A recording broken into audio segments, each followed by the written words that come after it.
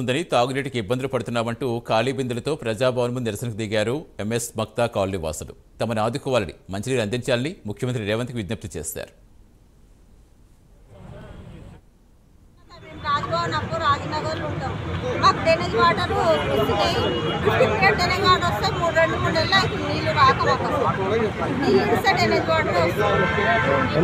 ఎంత వాసన అంటే అంత వాసన. మినరల్ వాటర్ అంతా తాగుతున్నాం. అధికారులకు మరి ఏమైనా ఫిర్యాదు చేసిర్రా? అక్కడ తాకనే కదా సార్ ఇక్కడికి వచ్చినాం. అక్కడ వాళ్ళు చేసి ఇక్కడికి వస్తున్నాం. ఇప్పుడు లోపల ఫిర్యాదు చేసిర్రా? కంప్లైంట్ ఇచ్చారా? ఏమన్నారు వాళ్ళు అధికారులు? లెటర్ తీసుకున్నాం సార్. నేను మామిక. మాకు 3 మంత్స్ నుండి వాటర్ రావాలి. రాజనగర్లో ఉంటాం. ఇంకా వచ్చినా కూడా ఒక 20 మినిట్స్ వస్తుంది. తర్వాత అదేమో డ్రైనేజ్ వాటర్ వస్తుంది. 1 అవర్ అయిందని నల్ల బంద్ చేసేస్తాం. మేము మినరల్ వాటర్ కొనుక్కొచ్చి తాగుతున్నాం. ఇంకా మిగతా వాడకాలకి కోర్ వాటర్ చెప్పాము ఇంతకు ముందు, కానీ ఏం రియాక్షన్ తీసుకోలేదు.